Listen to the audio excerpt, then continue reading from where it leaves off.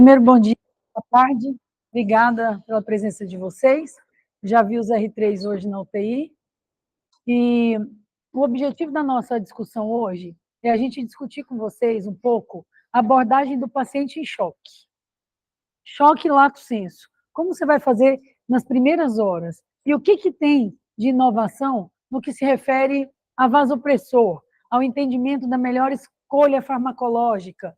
Então, é essa a ideia. Eu queria perguntar para vocês, quem que pode me dizer uma boa definição de choque? Francisco.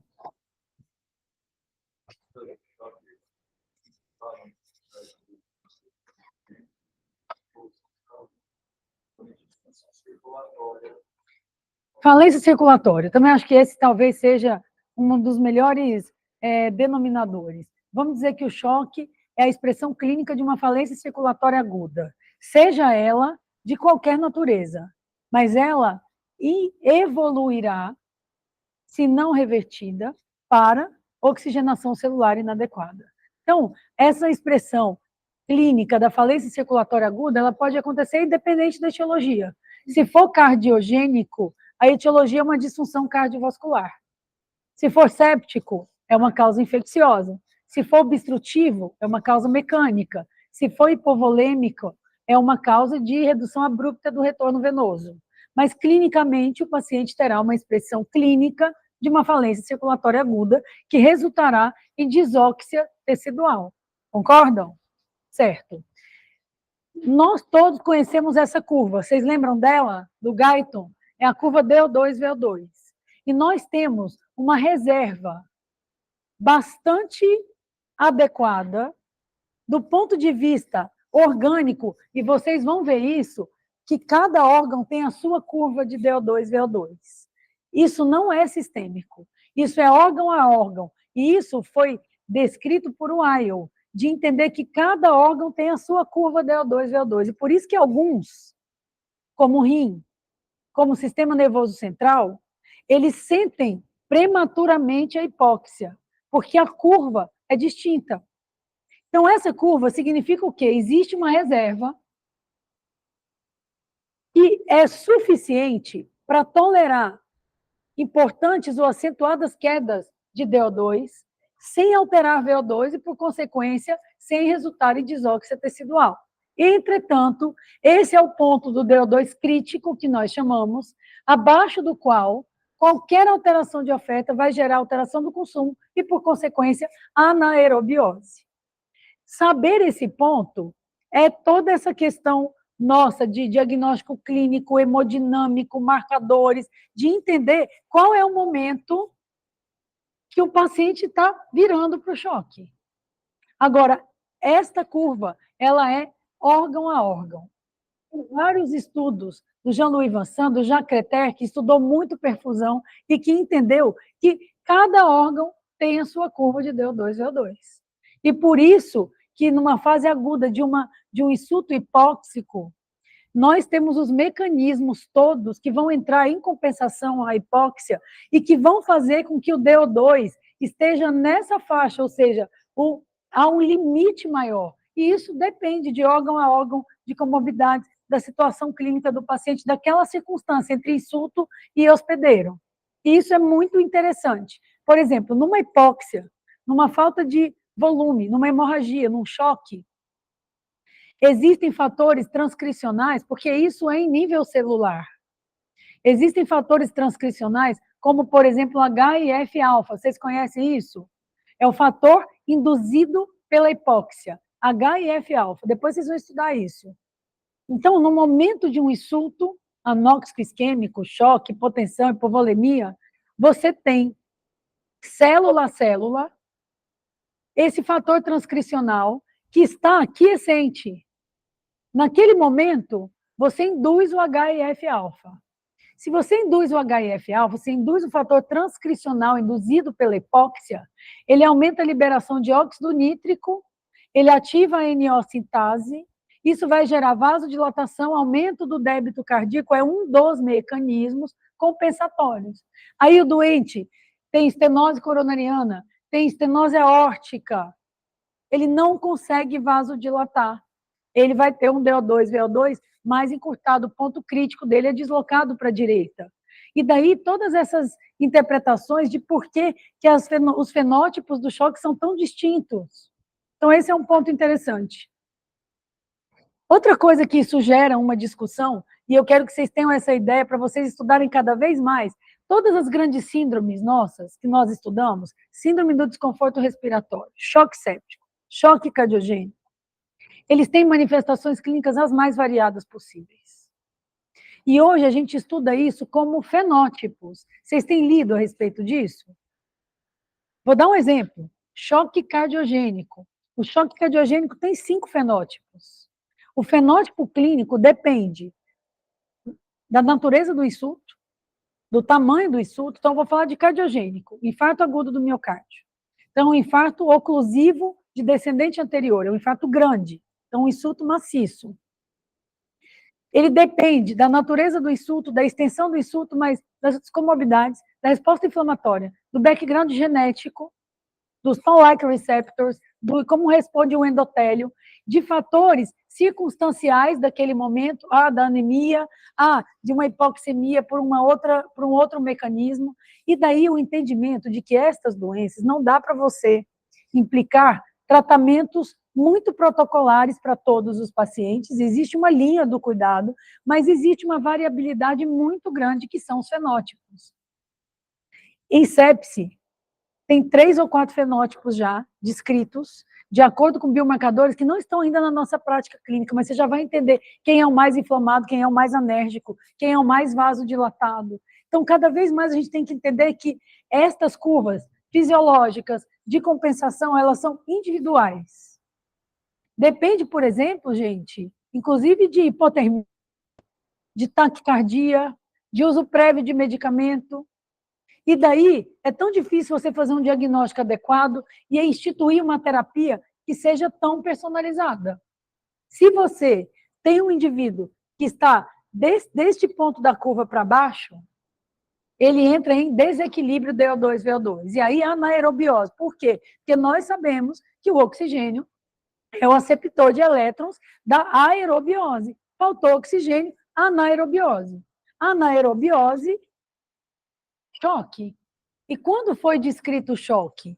A primeira vez, tem muitos séculos, foi em 1700. E esse médico francês dizia que o choque era uma sensação de concussão, de estagnação, mas não se sabia do que se tratava direito.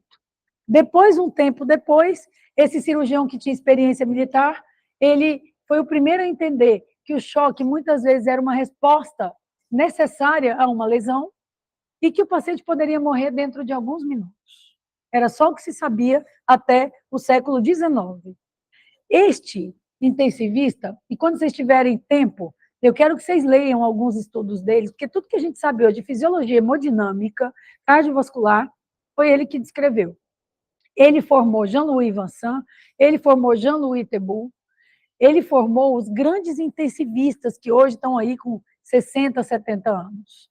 Ele era um cardiologista que começou a estudar terapia intensiva, se mudou para os Estados Unidos, e ele transformou a vida do dia a dia clínica dele num laboratório de translacional. Foi ele, as curvas de DO2 e VO2 dos estudos dele são descritas até hoje, e estão os desenhos que ele fez, essa curva foi descrita por ele na fisiologia do choque. Vocês têm que ler todos os conceitos dele. Os conceitos que nós temos atuais são derivados do Dr. Max Weil, ele morreu em 2011.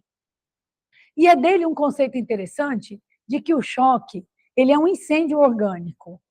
E existem as 3 janelas do choque. É a expressão clínica do que está acontecendo de desequilíbrio circulatório. Quais são as janelas? São exatamente os órgãos que têm o menor senso de regulação, que é o sistema nervoso central, o rim, pele e mucosa. Então, quais são as janelas do choque? E que vão te sugerir o diagnóstico de choque? Vasoconstrição, tempo de enchimento capilar prolongado, a pele rendilhada, o mottling, alteração do sistema nervoso central, seja ela agitação, delírio, obnubilação, rebaixamento de nível de consciência ou ligúria. Então, essas são as janelas do choque. E ele, inclusive, tem um artigo no Critical Care, onde é Three Windows of Shock. É um incêndio e você, por meio das janelas do choque, você vai dar o diagnóstico clínico. Claro que o choque, ele é uma expressão de uma falência circulatória. Essas alterações clínicas são decorrentes de hipoperfusão tecidual. Clinicamente, à beira do leito, a maior parte dos pacientes tem hipotensão. Todos têm? Não. Vocês já pegaram pacientes que têm falência orgânica e ainda não têm hipotensão, que estão naquela fase inicial da vasoconstrição compensatória, que é comum de acontecer. Então, na hora da hipotensão, o paciente tem taquicardia, ativação do sistema renina-angiotensina, ativação do sistema nervoso simpático, aumenta a resistência vascular sistêmica e a pressão sobe. Só que ele já está ali vedado, o lactato é alto, ele tem choque, ele só não tem hipotensão.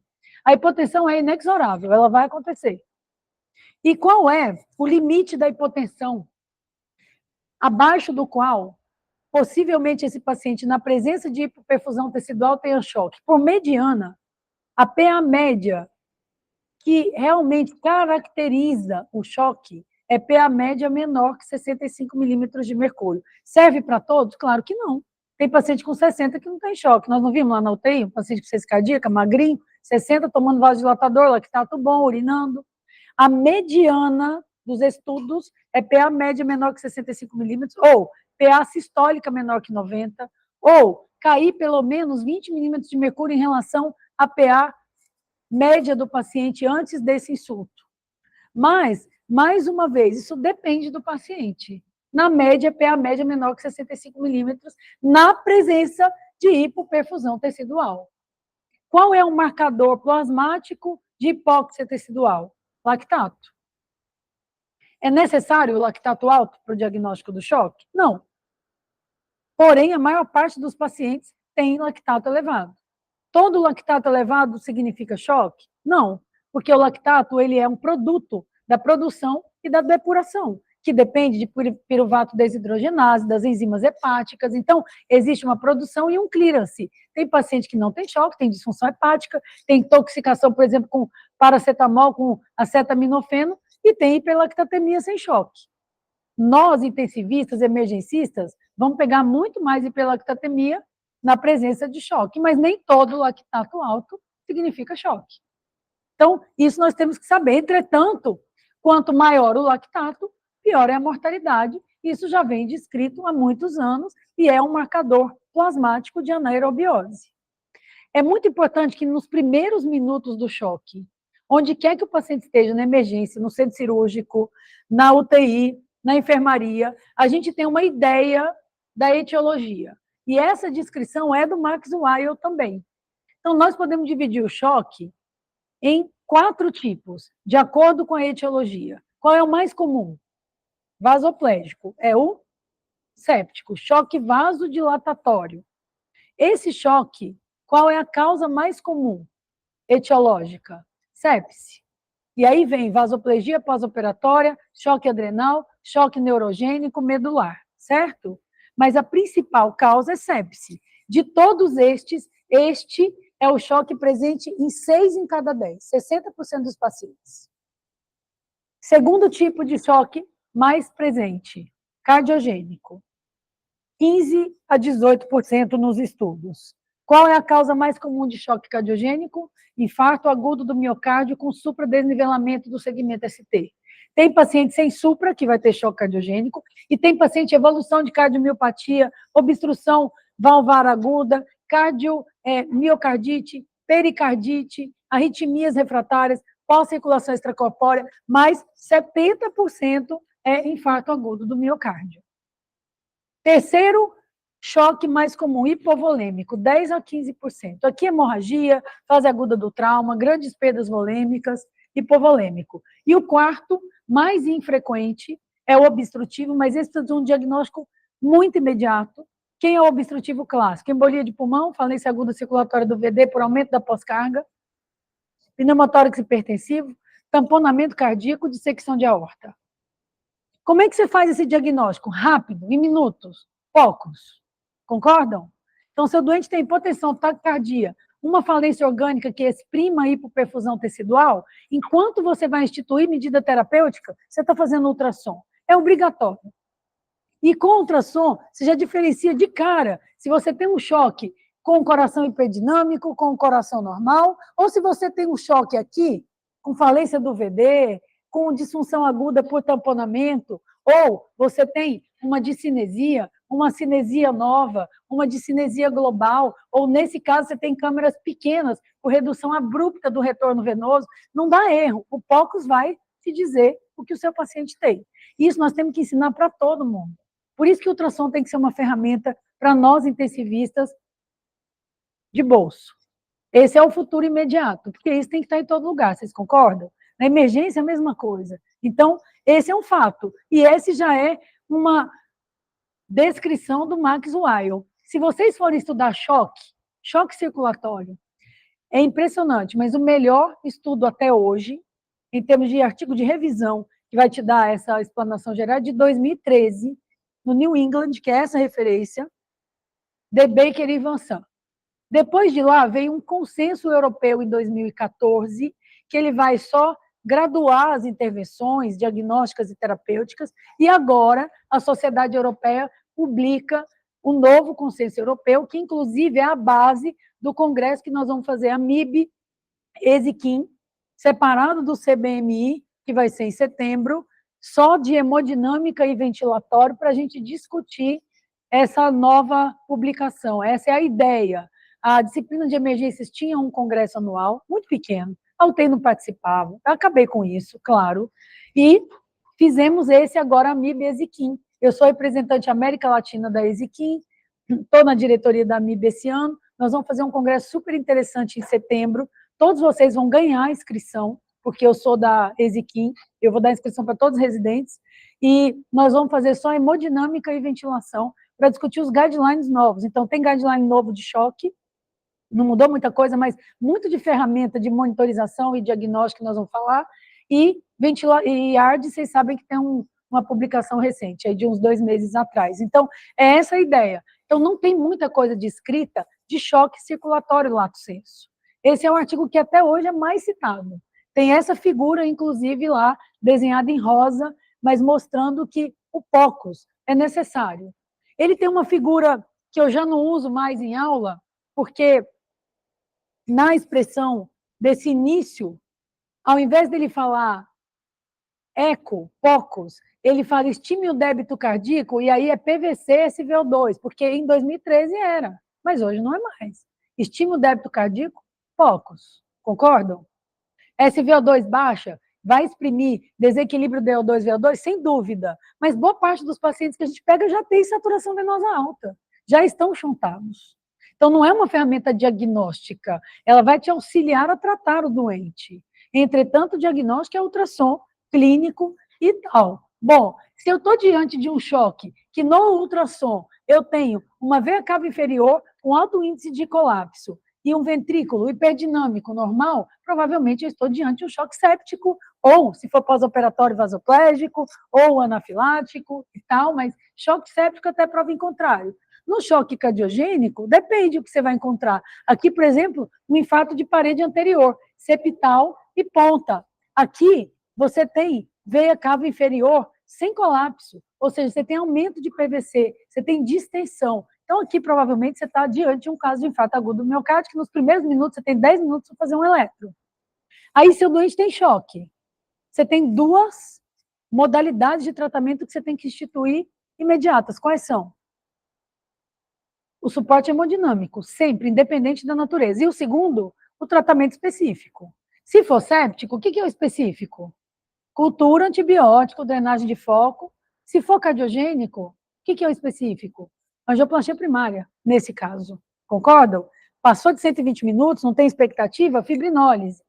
Se eu, por acaso, estou diante desse doente, o ventrículo super hiperdinâmico, cavidades pequenas, altamente colapsável, a veia cava inferior, que você nem enxerga, hipovolemia, hemorragia, fase aguda do trauma. No tipo 4, que é o tipo de choque obstrutivo, você vê esse doente com dilatação aguda do ventrículo direito, com hipocontratilidade, embolia de pulmão, você vai pensar em trombólise, embolectomia ou trombectomia em algumas situações. Nesse caso, é o swim heart, tamponamento cardíaco. Nós pegamos um doente desse aqui ontem, era uma dissecção de aorta aguda com tamponamento, a menina tinha 32 anos, se ela não faz o eco, ela morre. Então, nós descobrimos isso na sala de emergência, em 30 minutos ela estava no INCOR, operou, está lá, escapou. Agora, se eu fico lá, não tenho eco, vou esperar uma tomo, não dá. Então, pensou clinicamente em choque, poucos, faz parte da rotina do exame clínico diagnóstico. Basta ele como monitor? Não, o eco é uma ferramenta muito mais diagnóstica do que de monitoramento. Ah, mas eu aprendi a fazer VTI, eu sei estimar o débito cardíaco, eu acho ótimo isso, mas eu quero ver você fazer isso inúmeras vezes durante o tratamento, num único doente. Você não consegue. Na rotina clínica, você vai usar o eco naquele momento do diagnóstico e nas grandes mudanças hemodinâmicas. Mas para você ressuscitar, ver como que o paciente fica, você vai precisar de monitorização contínua do débito cardíaco. Então, uma coisa não exclui a outra. O consenso europeu fala a mesma coisa. O eco é uma ferramenta muito mais diagnóstica do que de monitorização hemodinâmica. Você vai ver VTI, você vai... Isso quantas vezes você quiser. Mas num plantão, você consegue fazer isso de maneira continuada? Consegue. Então, nós temos que pensar o que nós temos para a nossa vida real. O lactato é vida real, todos nós temos que saber, esse é o estudo mais importante citado de hiperlactatemia, que mostra que os níveis elevados de lactato têm uma relação direta com mortalidade. Quanto maior, pior é o prognóstico, isso já é sabido desde muitos anos, esse estudo tem mais de 14 anos. Não sei se todo mundo conhece, vocês conhecem isso? A análise de microcirculação nos estados de choque, isso é muito estudado, são 2 ou 3 autores, esse é o principal deles, o Ken Inti. Nós fomos, eu e um grupo, para a Holanda, aprender com ele a utilizar essa máquina, que na ocasião era o Cytocan. E por que nós não temos isso na nossa prática? Porque estas máquinas, elas foram feitas inicialmente para pesquisa. Não temos ainda, segundo ele, até junho, ele deverá ter um dispositivo que seja para uso clínico, porque qual é a ideia? É você pegar um paciente, colocar o transdutor, que está ligado ao citocana, mucosa jugal, e ter na hora o padrão da circulação, da microcirculação. E isso precede, inclusive, a hiperlactatemia. E isso te ajuda a guiar a terapia, inclusive o tipo de choque. Você vai ver densidade capilar, proporção de capilar perfundido, distância, edema. Mas nós fomos lá aprender com a ideia de trazer, isso foi em 2019, até publicamos um artigo, mas é muito difícil, porque você pega e você tem que fazer um clearance das inconsistências. Então não dá para você fazer isso à beira do leite, você tem que parar, pegar o exame, trabalhar para você ter o resultado. Então hoje é uma ferramenta de pesquisa, mas em princípio, nos próximos meses, há de se ter uma ferramenta dessa para nos ajudar, tanto no diagnóstico quanto na monitorização da evolução do paciente. E como eu falei, não dá para a gente fazer tudo com eco e com clínica. Você tem que ter uma monitorização avançada. A primeira e mais utilizada por todos nós e sempre utilizada é o catéter venoso central. Quem inventou o catéter venoso central foi um estudante de medicina, em 1929, da Alemanha. Depois ele ganhou o prêmio Nobel de Medicina. E sabe em quem ele passou o catéter central? Nele mesmo. Então, foi uma autocateterização. E até hoje o catéter venoso central é a ferramenta mais utilizada para nós, não é isso? A gente monitoriza, usa PVC quando tem que usar, cada vez menos, mas tem o seu papel específico em algumas situações, mas dosamos, analisamos a saturação venosa, temos um bicarbonato, temos um lactato, quando muitas vezes não podemos ou não devemos funcionar o arterial, e temos um dispositivo adequado para infusão de fluidos e de fármacos vasoativos. Então, catéter central tem o seu lugar e continuará tendo. Claro que a evolução da medicina e da monitorização hemodinâmica, ela tem um pico com a descoberta do catéter de artéria pulmonar ou catéter de Swan-Ganz. Vocês já viram o catéter de Swan-Ganz? Já passaram? Já? Só você? Quem já? Larissa? Já? 3, 4? E só, e os outros talvez nem vejam. Vão ver um ou outro quando passarem pelo INCOR. Décadas de 80, 90, início dos anos 2000, a gente só tinha o catéter de artéria pulmonar, mas ele foi essencial para a gente entender a hemodinâmica. Foi o catéter que trouxe todos os princípios de fisiologia, equação de Fick. E a gente, na verdade, monitora o débito cardíaco pelo catéter de artéria pulmonar por meio de termodiluição direta. Tem um filamento térmico que vocês já viram, ele vai dentro... Como é que eu faço para passar esse catéter? Você pega uma veia central. Você pega uma veia central e aí você faz a punção, certo? Passa um guia, põe um dilatador, e aí você vai inserir o catéter de artéria pulmonar. Você tem a ponta do filamento, que é onde vai mensurar o débito cardíaco. Você tem a parte que vai na artéria pulmonar e a parte que fica no átrio direito, que é o ramo azul. Como é que você vai saber onde está o quê? Pela cardioscopia. Então, se o seu doente está ligado no monitor, você conhece a curva do átrio direito, a curva do ventrículo direito, locona pulmonar. Nós passamos um tempo que o débito cardíaco era intermitente, era super difícil de medir, você fazia 3, 4 infusões de salina gelada. Hoje você faz isso, mas você tem um débito cardíaco contínuo, apesar de que ele demora pelo menos 15 minutos entre uma mudança hemodinâmica e ele fazer uma mensuração de débito cardíaco. Então, ensinamento disso, você está numa fase aguda de ressuscitação. O Swan-Ganz é o melhor monitor? De jeito nenhum. Primeiro, passar não é fácil, exige uma habilidade específica, a enfermagem tem que estar treinada. Terceiro, a medida do débito cardíaco por termo de diluição exige a infusão salina, pelo menos nas calibrações e no início, mesmo no contínuo. Terceiro, ele demora entre uma mudança hemodinâmica e a mensuração do débito cardíaco. Então, você fez uma prova volêmica em 5 minutos, você não vai ver o que vai acontecer com o débito. Então, ele não é uma ferramenta para ser utilizada nas primeiras horas do choque. Ele é uma ferramenta, o paciente já saiu daquela fase aguda, você está otimizando na UTI, aí ele tem disfunção biventricular, ou tem hipertensão pulmonar. Aí esse é o paciente que tem uma indicação ainda do catéter de artéria pulmonar. Ou ele tem um choque grave com síndrome do desconforto respiratório. São as únicas, hoje, indicações na prática do intensivista para o catéter de artéria pulmonar.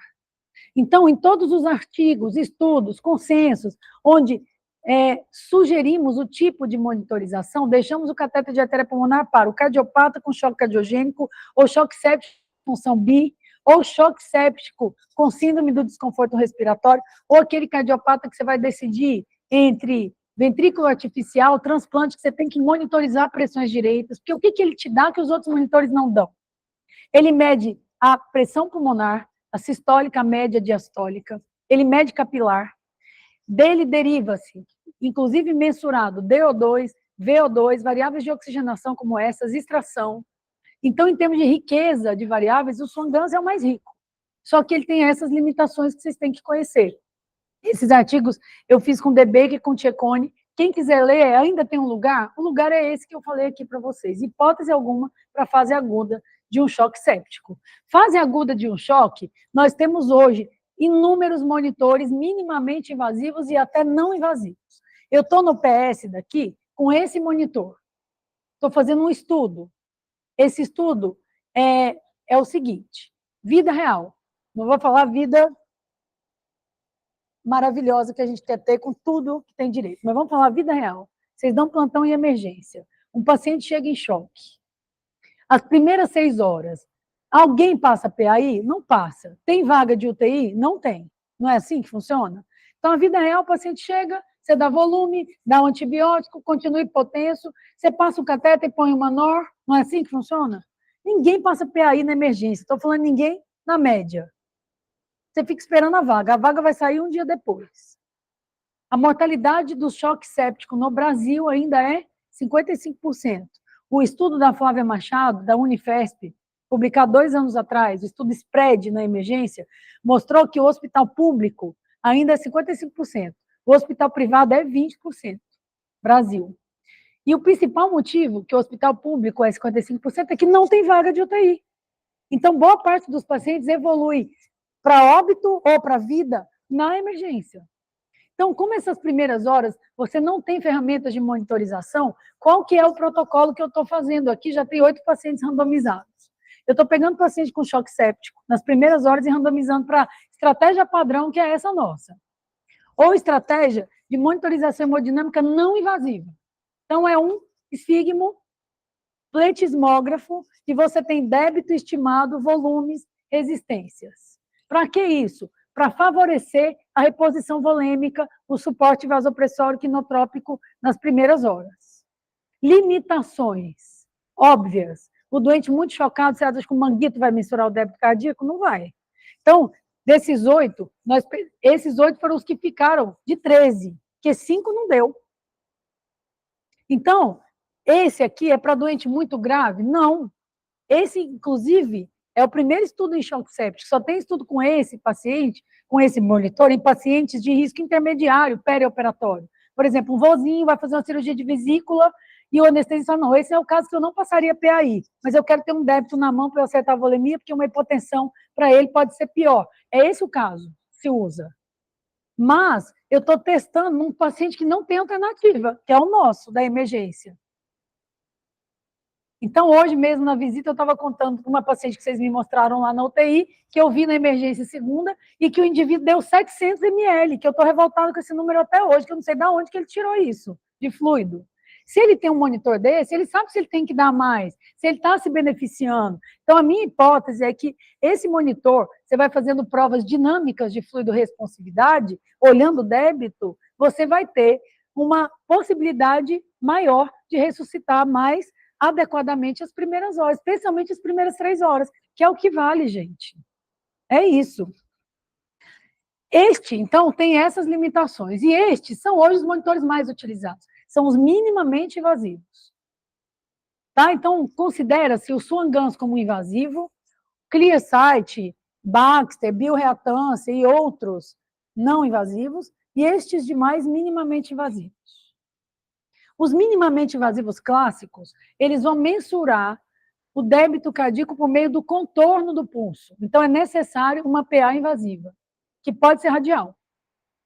Então, esse método é muito simples. Você põe uma PA radial, coloca um transdutor, e você vai ter índice cardíaco, débito cardíaco, por consequência, volume sistólico, variação do volume sistólico para os intubados, curarizados, e as resistências que a gente não quer saber, certo? Que é variável derivada, não queremos. Nós queremos variável calculada. Não é isso? Então, os primeiros foram o Flowtrack, o ProAct, o Lídico, e agora, mais recentemente, a gente tem ferramentas melhores. O que eu comprei agora para cá, que eu contei hoje na UTI, que está em vias de chegar, é o Hemosphere.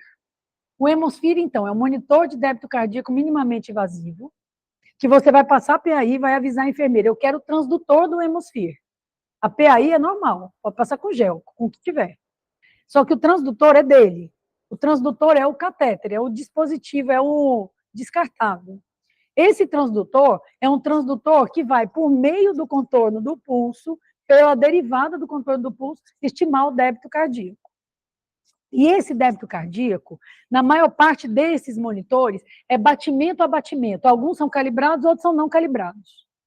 Qual é a vantagem disso? Eu estou fazendo um fluido em 3, 4 minutos. Na hora o débito cardíaco vai mudar ou não. É imediata a mudança hemodinâmica, de acordo com a situação clínica do doente. Então, prova aguda, prova dinâmica de fluido responsividade, não é aquele sorinho pingando em 1 hora, isso não serve para nada. Você tem que fazer em 5 minutos no máximo e ver o que vai acontecer com o débito cardíaco, com o volume sistólico. Esse é o melhor monitor para isso. O Hemosphere tem um outro transdutor, que é o outro descartável, chamado VolumeView. Vocês já viram? Que é o seguinte, é uma PA e femoral que tem uma terceira via. Essa terceira via é um filamento térmico. O que ele vai fazer diferente dos outros? Ele vai fazer a termodiluição transpulmonar. Quando eu falo de Swan-Ganz, eu estou fazendo a termodiluição direta e mensuro o débito cardíaco lá no átrio direito. Com este catéter de PAI, eu vou fazer a determinação do débito cardíaco por termodiluição transpulmonar. O que é isso? Você passou uma PAI normal, você vai ter o débito pelo contorno de pulso. E essas variáveis que vocês já viram. Na hora que eu passo uma PAI femoral, eu também posso colocá-la no transdutor normal de PA e ter contorno de pulso, mas eu posso ter algo a mais, uma vez que eu tenho esse filamento de leitura aqui, que é o débito por termodiluição transpulmonar. O que eu faço? Eu pego qualquer catéter venoso central, faço uma injeção de 3 vezes salina, a 4 graus, salina gelada, e aí a circulação desse fluido entre coração direito e esquerdo, e ele bate aqui, com a constante de temperatura, eu vou ter a mensuração do débito, agora por um outro mecanismo, não contorno de pulso, e termodiluição transpulmonar. Vantagem. Nos grandes estados de choque, a radial vai estar alterada. Então, o contorno de pulso para grandes estados de choque, ele erra. erra principalmente nos valores absolutos. Pode não errar a tendência de subir ou não. Então, a fluido-responsividade ainda dá para você usar. Mas muitas vezes você vai fazer um débito por SWAN e tem estudos de correlação onde o padrão ouro é SWAN na UTI versus o contorno de pulso, o paciente está com meio de NOR, 0,4 de NOR, vaso, não tem correlação. É ruim, é baixa correlação. A termodiluição transpulmonar sobrepuja essa limitação. Seu doente pode estar num baita choque, com síndrome de desconforto respiratório, você vai ter um débito cardíaco que bate com o do Swan-Ganz, que bate com o do ecocardiograma. Outra vantagem da termodiluição, como eu tenho a volemia do paciente e mais o fluido que eu coloquei, eu consigo mensurar EVLW. O que é isso? Água extravascular pulmonar. Então, para a síndrome do desconforto respiratório, termodiluição transpulmonar é uma das ferramentas que a gente mais indica. Recomendação hoje é a escolha, porque você vai ter EVLW, você vai ter PVPI, você vai ver água extravascular pulmonar e índice de permeabilidade. Vai te ajudar muito a manejar o doente em cima do desconforto. Exemplo, você está com um doente lá, entubado, você faz uma prova volêmica, aí o que acontece? A água sobe, aí você mexe no PIP. Então, isso vai te ajudar muito a entender principalmente a inter-relação cardiopulmonar. Então, isso é o que nós temos. Hoje nós não temos nada, mas em breve nós vamos ter. Mas o importante disso é você usar direito e nas primeiras horas. Não adianta ficar esse monitor enfeitando o doente lá, o doente está ótimo e o monitor está lá. Por isso que não usa estudos. E outra coisa, não esperem que vai ter estudo mostrando que isso muda a mortalidade, porque não tem e não vai ter.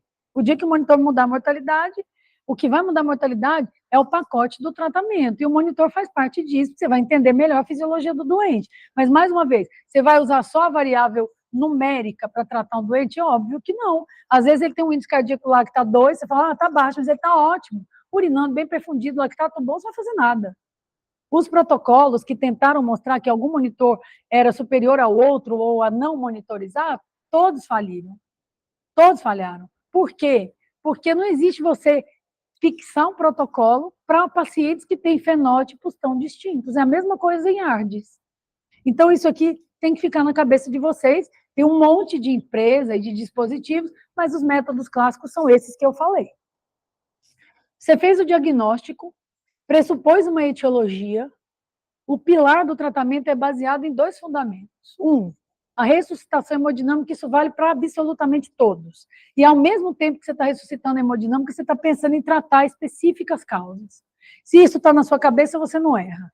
A ressuscitação hemodinâmica é baseada em fluido e fármacos vasoativos. E o tratamento de acordo com a causa depende, é sepse, é tratar o foco, é obstrutivo, é tratar o tamponamento, a dissecção, o pneumotórax. Lembrar que o primeiro estudo em termos de tempo, essa Golden Hours de 6 horas, veio de 1999, um estudo em emergência do Nguyen, que foi o autor daquele estudo do Rivers, do EGDT. Depois das 6 horas, eles foram ver que, na verdade, são 3 horas. E, mais recentemente, o objetivo é você ressuscitar em 1 hora.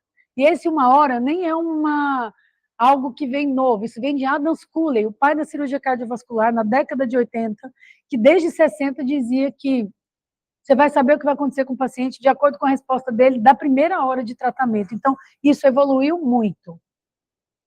Esse é um estudo que vocês vão cansar na vida de ver, vão continuar vendo. É um estudo unicêntrico, hipotético, mas é um estudo que mostrou, que é o estudo do Rivers. Vocês sabem que de medicina intensiva é o paper mais citado, né? Da nossa história inteira, é o paper mais citado. Unicêntrico, feito nos Estados Unidos, pelo Emmanuel Rivers, 263 doentes, mas é um estudo que muda a cabeça das pessoas, e que mostrou que tratar o paciente com choque séptico com protocolo de ressuscitação, por mais discutível que seja, na época ele usou saturação venosa como alvo, PAM, PVC, não importa, ele tratou diferente. Naquela ocasião, ele protocolar mudou a mortalidade de 46,5 para 30,5. Ninguém mais conseguiu uma mudança tão drástica. Depois desse estudo, vocês vão ver que entre 2005 e 2020 vieram 4 grandes estudos de EGDT na era atual. Dentre eles, o PROCESS. Vocês conhecem o PROCESS, que é do Derek Angus. Aí tem um estudo inglês, tem um estudo australiano. Todos os estudos foram negativos, porque eles tentaram, de novo, ter como alvo saturação venosa. E o doente do Rivers, por conta da cidade onde ele fez, era um doente muito fase aguda, que chegava com a saturação venosa baixa. Então, otimizar a saturação venosa era fluido na fase aguda. Vida real, vocês não vão ver isso. A maior parte dos pacientes em sepsis que vocês vão pegar, que nós vamos pegar em hospitais de referência, saturação venosa já está lá em cima, então não serve mais como alvo. Então, você vai ver que esses estudos têm limitações de desenho que fizeram com que esses dados não fossem mais replicados. Não significa que a GDT não funciona. Claro que funciona. Só que é uma lógica. Você não vai otimizar a saturação, você tem que otimizar o doente. Aí o entendimento é sistêmico. É um conjunto de variáveis, e por isso que é tão difícil. De lá para cá, tem vários guidelines, esse eu falei para vocês, que está sendo revisado agora pela Sociedade Europeia, terminou agora, e esses são outros, e que deram um olhar mais inovador para esse conceito. Continua o conceito da primeira hora, continua o conceito da ressuscitação baseada em protocolos, mas nós não temos mais metas fixas, e não devemos ter. Na medida que a gente entende os fenótipos, a personalização, as circunstâncias que são múltiplas, e quem quiser ler, tem 2 muito interessantes e mais recentes, que eu tive a oportunidade de participar, e que estão muito interessantes em termos de ferramenta hemodinâmica, de multiplicidade de fatores, da avaliação multimodal, que são esses 2, Intensive Care Medicine e Critical Care com o De Baker. O mais importante de tudo, gente, é tratar rápido e tratar adequadamente. E sempre num choque, você tem que pensar didaticamente em 3 defeitos hemodinâmicos. É a hipovolemia, é a depressão do tônus vascular ou é a deficiência inotrópica. O fato é que, muitas vezes, no choque, o paciente vai ter um somatório desses fatores, mas há de se predominar um em detrimento do outro em determinado momento. E daí, por isso que a ferramenta hemodinâmica pode tanto te ajudar. É muito difícil você empiricamente pressupor por que esse raio desse médico deu 700 ml de fluido. Até agora eu não me paro de me perguntar, porque eu fiquei sequelada com esse volume, porque assim, da onde ele tirou? E foi me dando muita raiva, e eu fiquei imaginando, ele foi lá e ainda parou com 50 ml, porque o soro ou tem 500, ou tem 250, ou tem 1000. Né? Da onde ele tirou os 700? Então, assim, a gente tem que parar, ter um pouco de bom senso. Né? Então, assim, primeira coisa, eu tenho que fazer volume de maneira individualizada. Não, mas não é ridícula essa história? Até hoje não me conformo, eu só falo disso desde segunda-feira, eu estou sequelada. 700 ml de fluido, gente, mas por quê? Eu parei e falei, não é possível. Peguei a prescrição, é pior que estava, ele prescreveu 700 ml de fluido. Eu disse, como? Você fez pegar 500, 200, parou com 50 e jogou o soro fora, e nem viu se a paciente se beneficiou, se não se beneficiou. Tanto é que ela foi para a UTI toda ferrada, aí droga vasoativa, o diabo está lá com taquicardia até hoje, confusa, faz disfunção orgânica e foi mal ressuscitada. Então, essa ressuscitação, gente, e de fluidos, ela é essencial. E ela é essencial para todo tipo de choque, inclusive para o cardiogênico. Que no momento que vocês me chamaram para dar aula de choque cardiogênico, eu vou mostrar para vocês que 40% dos doentes com choque cardiogênico está hipovolêmico. Claro que o paciente estertorando com edema agudo não está hipovolêmico, provavelmente você não vai fazer prova, mas a maior parte dos pacientes em choque está hipovolêmico na fase aguda. E o que você vai fazer? Primeiro, vocês conhecem isso? SOSD? São as fases de ressuscitação. Não vão esquecer disso. Esse foi um artigo que eu também tive a oportunidade de participar com o Tchekoni e o De Baker, dizendo o seguinte, você pegou o doente hipotenso, chocado, veja na sua cabeça onde ele está. Essa fase de salvamento é aquela fase do choque inicial. Essa fase, a recomendação, o paciente não tem nada de monitorização, ele chegou agora, o choque instalou agora. 1000 ml, não é os 700. Então, uma recomendação meio protocolar, 1 litro de soro, 1 litro de Ringer lactato, certo? Fase aqui, que é a fase, infelizmente, da maneira como a gente existe hoje, vocês acabam pegando o paciente aqui. Mas o certo é que essa fase seja na UTI. Então, ele ressuscitou lá embaixo, fez os milão, botou o catéter central, colocou PAI, vamos otimizar. Aí a otimização é isso aqui, curva de Frankenstein. Eu preciso saber se meu doente está hipovolêmico, se beneficia, se é bom para ele ou se é ruim. O que você vai fazer? Você vai tentar entender em que porção da curva que o seu doente está. Se ele está na porção ascendente, ele é fluido responsivo. Então, ele está na fase aguda, ele tomou os 1000 da ressuscitação da fase de salvamento, você fez um fluido, quase que não subiu o PVC nem capilar, mas ganhou débito cardíaco. Fluido responsivo. Fase achatada, porção distendida da curva, só ganhou pressão de distensão. Parei com o fluido. Então, eu não vou fazer fluido de acordo com fórmula, de peso. É só os milão na chegada, que isso pode estar na UBS, no Yanomami, aonde tiver, que é 1000. Eu falei, ó, o Yanomami não toma 700 ml. Eu surtei lá na sala de emergência. Pelo menos 1.000, gente.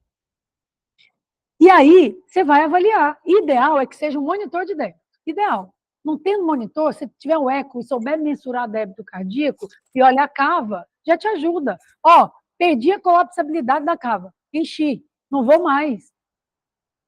Qual que é a melhor maneira? Esse é um estudo super interessante que foi testando 250, 500, e ele viu que 250 ml, para aumentar débito cardíaco ou volume sistólico 15% ou mais, seria a melhor maneira, com mais acurácia, de predizer fluido responsividade.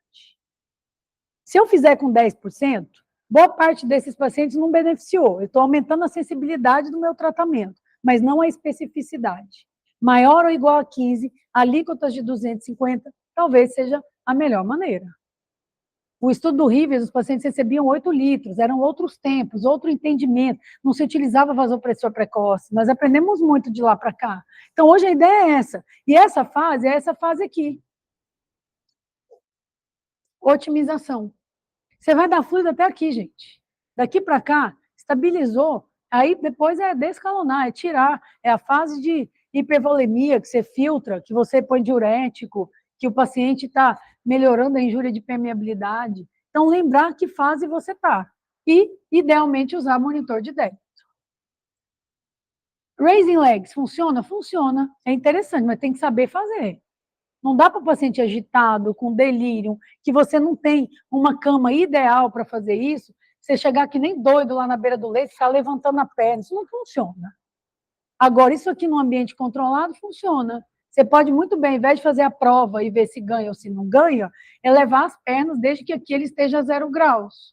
E se isso ganhar débito cardíaco maior ou igual a 15%, isso tem uma acurácia de 95% de predizer responsividade. Ou seja, não ganhou, você não faz. Porque na prática, se eu fizer e ele não ganhar, você pode ter efeito deletério da hipervolemia, da acidose hiperclorêmica, e tudo que você já sabe melhor que eu. Cristalóide, óbvio, vocês já sabem isso. Não tem benefício do coloide em relação ao cristalóide na reposição aguda do choque. Esse é um estudo que a gente fez aqui. Nem no paciente com câncer hipoalbuminêmico, a albumina muda prognóstico, e nunca mudou. O fluido nosso é ring lactato ou plasma light, menos cloro, menos sódio, mais fisiológico, e esse é o estudo SMART, que tem 1 e 2 no ambiente crítico ou no ambiente emergência, que a reposição com uma solução mais isotônica, mais parecida com o nosso plasma, no caso ring lactato ou plasma light desse estudo, ela diminui a insuficiência renal aguda por meio de reduzir a ocorrência de acidose hiperclorêmica. Então, nós só vamos usar salina, solução fisiológica, NaCl, se o paciente tiver hiponatrêmico, edema cerebral, se não, ring lactato. Concordam? Então, volume a gente já viu. Vasopressor, claro que é NOR. DOPA não existe mais, graças a Deus, desde esse estudo de 2010, que acabou com a DOPA, a NOR é mais eficaz e a DOPA aumenta a mortalidade, estudo SOAP do Daniel De Baker. NOR tem que ser precoce, esse é algo que já é coisa do passado, ficar deixando o doente hipotência, dando volume, esperando, é NOR precoce.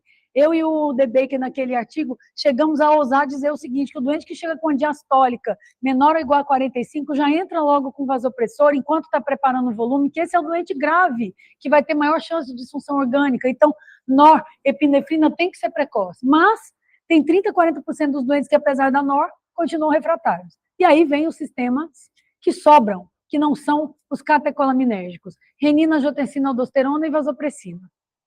Sistema renina, angiotensina, aldosterona, tem alguns estudos com angiotensina 2 e que não são bons. A angiotensina 2 foi uma decepção. Ela melhora a pressão, mas só, melhora a pressão pouco, e só serve para reduzir um pouco de NOR. Então, disso aqui, o que fica? Vasopressina. E a vasopressina é bastante interessante, porque a gente tem uma ideia de tentar descatecolaminizar o paciente. Naquela fase aguda de taquicardia, de inflamação, de muitos estímulos adrenérgicos compensatórios, mais norepinefrina em dose alta, pode ser deletério para o paciente. Pode levar a vasoconstrição excessiva, pode levar a imunorregulação, até para TH2, para mais alergia, pode levar a distúrbios metabólicos, hiperglicemia, pode levar a acidose, pode levar a fibrilação atrial, a vasoconstrição intensa. Então, a gente sempre está tentando não usar doses tão elevadas de NOR e entender que choque refratário é que no HC tudo é distócia. No HC, choque refratário é 2 microgramas por minuto de NOR, né? Porque a gente pega esse doente aqui todo dia. Mas na definição de literatura, choque refratário a NOR é 0,15 para cima ou 0,2 para cima de NOR. E os estudos são com 0,1, 0,15 de NOR é vaso. E a combinação de droga faz muito sentido, porque a fisiopatologia do choque vasopléstico tem múltiplos defeitos, inclusive a insensibilidade dos receptores às catecolaminas, a depressão dos níveis plasmáticos de vasopressina. Eu fiz um estudo em vasoplegia e cirurgia cardíaca, mas foi como monoterapia, NOR versus vaso. Eu não fiz NOR mais vaso versus NOR. Eu fiz NOR versus vaso. E NOR versus vaso, a vaso foi muito melhor para o pós-operatório. Deu menos fibrilação atrial, menos insuficiência renal. A vasopressina foi muito superior do que a NOR. Se você pega um doente muito catecolaminérgico, com fibrilação atrial, com 130 de frequência cardíaca, a norepinefrina é lenha na fogueira. Não estou dizendo que você não vai dar, porque como vasopressor é a mais estudada, é a droga de escolha, mas utilize uma dose baixa, se o doente não respondeu, vaso. E na hora do desmame, se o doente tem fibrilação atrial, tem insuficiência renal, privilegie tentar o desmame de NOR. Claro que isso é individual. Tem um estudo até que mostra que no desmame, estudo Critical Care Medicine de 2 anos atrás, é mais fácil desmamar vaso do que a NOR, mas numa população específica. Na nossa, isso é muito individual. E depois disso, os estudos mais interessantes, eu fiz um em choque séptico, o Anthony Gordon fez um outro em choque séptico, monoterapia vaso versus NOR, não tem diferença. Mas é muito bom isso, ter um outro fármaco tão bom, tão seguro quanto a norepinefrina, não precisa ser melhor. Eu, na época que quis padronizar a vasopressina aqui no complexo, foi um caos, ninguém queria, não, mas a NOR é tão boa igual, eu disse, então tá bom, então vamos deixar só o propranolol, não vamos ter carvedilol, nem metoprolol, é importante você ter de tudo, se é seguro, se é eficaz, porque cada doente responde de um jeito. Então, esse é um ponto. Mas o mais interessante é que hoje, essa é uma meta-análise que eu participei, está publicada no JAMA, 4.000 pacientes, que a gente viu todos os estudos, só com NOR no braço e NOR mais vaso. NOR mais vaso tem uma tendência a melhorar a mortalidade, diminui a insuficiência renal e diminui a fibrilação atrial. Então, não vamos deixar o doente chocado, subindo NOR. Claro que, na prática, a principal causa de choque refratário num ambiente como o nosso é falha da bomba de infusão. Então, vocês não vão esquecer isso. Estou falando sério. Catéter que dobra, você sempre tem que olhar. NOR na cama, isso faz parte da nossa vida, né, gente? Então, olhou, a droga está indo, e ele está refratário, 0,1, 0,15, vaso. Mas sem medo de ser feliz. Você tem recomendação da literatura, e a última versão aí do Surviving Sepsis de 2021 fala assim o seguinte, é vasopressina. Tá? Então, níveis inadequados de pressão arterial com NOR é vaso. Epinefrina, gente, eu falo que sempre é para dar tempo da família chegar para o doente morrer. Epinefrina é péssimo. É péssimo no choque séptico e é pior ainda no cardiogênico. Tem vários estudos, meta-análises, mostrando aumento de mortalidade, aumento de acidose, aumento de hiperlactatemia, aumento de arritmia. Você só vai usar epinefrina naquele momento que você já fez de tudo. Então, é uma droga meio que ponte, mas ela não muda prognóstico. Então, isso é fato. Isso é 2023, o Surviving Sepsis Campaign faz um compilado seguinte, ó. NOR é o primeiro vasopressor. Alvo de PA 65 com aquelas limitações e variações que discutimos. Considere sempre PA invasiva, não tenha dúvida, gente. O ideal é usar o NOR, o doente tem PAI. Se acesso central não está pronto, considere usar periférico. Vocês conhecem um estudo de noradrenalina na periférica, que está publicado no Blue Journal em 2021? Vocês têm que conhecer esse estudo. Esse estudo pegou 400 e poucos pacientes em choque séptico. E a metade, emergência, ele deixou padrão, terapia usual. A outra metade, NOR na periférica. Esse estudo mostrou o seguinte, o desfecho primário era metas de ressuscitação. A meta era PA média acima de 65, redução do lactato em 20% em 1 hora e diurese melhor que 0,5 miligrama por quilo-hora nessas 6 horas da ressuscitação. O grupo NOR na periférica alcançou meta muito mais rápido e numa porcentagem maior comparado com outro grupo e teve menos edema agudo de pulmão. Ninguém morreu com braço preto necrosado. Isso é coisa dos nossos avós, que não podia, a enfermagem não deixava, era assim. Norepinefrina, você pode utilizar uma ampola para 250, uma ampola para 100 ml, periférica, recupera PA, enquanto você dá fluido, pega o catéter central, consegue, passa. Isso muda a vida de um paciente. E esse estudo mostra, inclusive, desfecho. Para terminar, eu vou colocar aqui alguns argumentos, e depois a gente pode discutir isso com calma, que é por que iniciar vasopressor precoce? Primeiro, tem estudos comprovando que quanto mais tempo de hipotensão e de choque, pior é a mortalidade. Quanto mais precoce a utilização do vasopressor, melhor a mortalidade. Segundo, por muitos anos pensou-se que a vasoconstrição da norepinefrina piorava o débito cardíaco, a gente viu que não. Jean-Louis Teboul tem 3 estudos com eco, mostrando que a norepinefrina melhora o retorno venoso pelo efeito de tirar o fluido do compartimento não estressado e colocar no compartimento estressado. Ela aumenta o retorno venoso, ela melhora o débito cardíaco VE e VD. Terceiro aspecto, o início precoce diminui a sobrecarga fluida.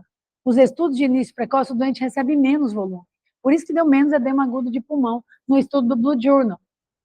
E quarto, ela melhora o prognóstico, que é desse único estudo que mostrou norna periférica. Hoje existe uma tendência mundial para isso, não só no contexto do choque, mas no ambiente perioperatório. O Rinaldo Bellomo, que vocês conhecem, um dos maiores intensivistas da Austrália, ele fez um estudo de feasibility no centro cirúrgico, pegou o paciente de risco intermediário, que não era aquele paciente que ia para a PAI central, o velhinho ortopédico, o velhinho da vesícula, que a gente recebe todo detonado na UTI, não é assim? Porque não monitorizou, ficou tomando efedrina, né? A vida real é essa. E ele pegou e botou norna periférica, e fez um estudo de feasibility. Nenhuma necrose, menos hipotensão, menor índice de complicações pós-operatórias, que ele nem esperava, que era um estudo só de feasibility. Então, agora ele está fazendo um grande randomizado. Prevenir hipotensão. No máximo na nossa vida, traduzindo isso para a nossa vida real, é encurtar o tempo de hipotensão, é tratar o choque rapidamente. O meu objetivo ao colocar esse protocolo Genius lá com o não invasivo é muito mais do que o protocolo trazer uma resposta, é fazer com que eles tratem de maneira adequada o choque, que não tratam. Eu fiz umas 5 reuniões com a CCIH, terminamos agora um protocolo de sepsis. Eu acho bem ridículo a gente ter que mexer com isso, que eu acho que isso é tão óbvio, né? Mas não é. Fizemos um protocolo bem simples, só para vocês saberem, o protocolo daqui não tinha ringa lactato no carrinho, gente. Não existe isso. Você vai fazer um protocolo, esse doente vai estar na enfermaria, vai dar nos códigos. Então, a gente colocou ringer, coloquei um protocolo bem simples, com 1.000 ml, não 700, um pedido de vaga de UTI, vocês agora me ajudando nesse grupo de interconsulta de UTI, que vocês estão vendo como esse doente muitas vezes está maltratado naquela emergência. Então, é meu papel levar um pouco de... Na verdade, gente, é paciente crítico onde ele quer que ele esteja. Esses dois mundos, eles são um mundo só. Vocês pegam esse doente, eles mandam para vocês, e por que aquela visão tem que ser tão minimalista? Para mim, está errado. Quando eu vim para cá, eles morriam de medo de eu só cuidar da UTI e não querer saber da emergência. Eu falei, gente, é a mesma coisa. É o paciente crítico, ele vai ser nosso. Só que depende muito dessas primeiras horas. Quando vocês atendem o doente na enfermaria com choque, é a mesma coisa do doente dele que chega ali. Qual é a diferença? Não tem.